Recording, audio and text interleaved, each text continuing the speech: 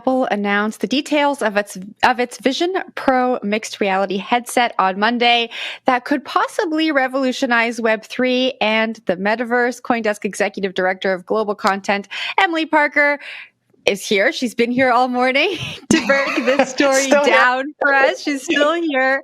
Emily, we didn't really hear a lot of Web3 chatter around Apple's announcement. Tell us about the announcement and how it relates to our industry, or how it could relate to our industry. Yeah, so I feel like that's the big question here. So obviously there's been so much press about this Apple launch and just how crazy expensive it is, which is, a conversation for another time. But, even though people are throwing around the use of the word metaverse, it's very unclear what this means for Web3, if anything. So I think what's interesting here is that there's kind of like two different uses of this term metaverse. I think, there's what the kind of Web3 industry and the crypto industry, they think metaverse is a crypto thing. And I think most of the general public just think of metaverse as kind of virtual reality, and it has nothing to do with crypto at all. And Apple's announcement, Apple's launch basically seems to fit more into the latter category. Like this, at least on the surface, is not a Web3 thing. It's not a crypto thing. Now, the part about this that's really interesting is that in the past, Apple has been heavily criticized for being very unfriendly to crypto.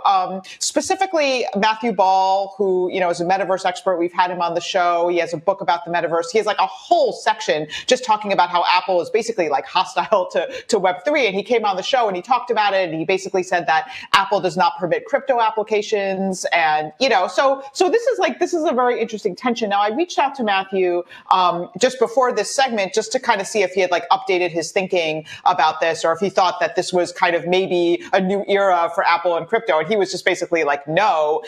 He said we can sort of see his comment here. He said, I expect the Vision Pro to be similar to, if not more restrictive than iOS.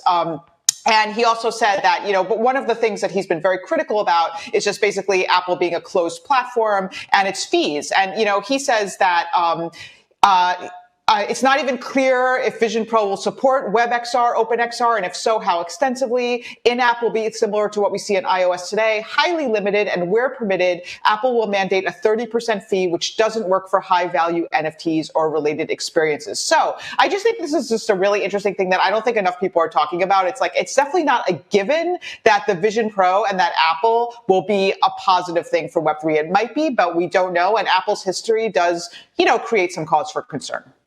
Does the price point basically kind of make it an issue as well? I mean, you talked about that high price point.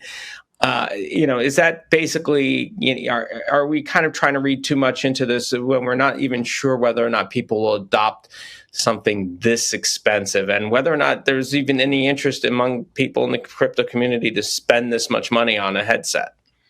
Yeah, the price point is fascinating. I mean, this is over $3,000. Here's a few things. This is just my personal opinion. Apple does have amazing capacity to surprise. This would not be the first time that Apple's launched something and everyone's like, this is the craziest thing. This makes no sense. And then everybody adopts it. So who knows? I mean, you just never know like how people will react to kind of Apple products. But one of the biggest criticisms of the metaverse, specifically the crypto metaverse, has just been that it's like really not usable, that the headsets are really heavy, that they make people nauseous, that, it doesn't look real. So at least in some of the initial reviews of this headset, it does seem to be a pretty impressive experience. Obviously, there's some criticisms here and there. I heard that, it might still make you nauseous, but it does seem that like the headsets that we have now, the hardware that we have now is not particularly amenable to mainstream adoption because it's just not that easy to use. So I don't know if you need to bring it to that price point to get a better experience, but I guess that's what Apple is arguing. Emily, it's interesting you bring up this narrative around Apple and Web3. We know that Apple charges that 30% tax on in-app NFT purchases. But we've also heard here on the show, I believe Axie Infinity said that they were launching their new game with iOS, and StepN recently said that they are integrating Apple Pay. So I wonder if Apple is becoming a little more friendly, if we're going to hear Apple slowly integrate with Web3 more. I don't know if you've heard anything like that in the industry, if you've been able to speak to anyone. Yeah, great question. So the Axie Infinity thing is really interesting. What I understand though is that that's kind of like a light version, and that like some sort of use of NFTs are restricted. So it's not exactly the same experience. There are some restrictions. That is my understanding of it. But actually, another person that I reached out to for this segment is Sebastian Bourget from Sandbox, who had a very different take from Matthew Ball. Sandbox was extremely enthusiastic about the launch of the Vision Pro, basically, saying that it has the potential to trigger a new wave of innovation from creators. This is such an exciting time to be in Web3 and the metaverse. So yeah, that's a very different take. They seem very optimistic about it.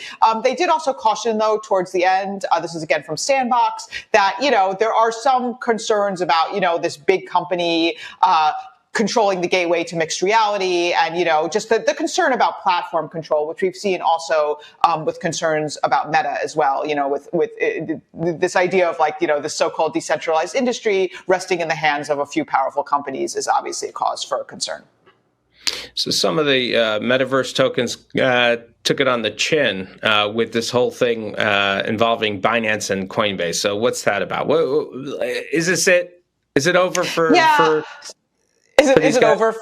Is it over? It's never over. I mean, so this is okay. So this is like real. This data it just is a really funny data point, because we basically had two really important things happen right around the same time. One was the launch of the Apple Vision Pro, which in theory is very bullish for the metaverse, at least according to Sandbox.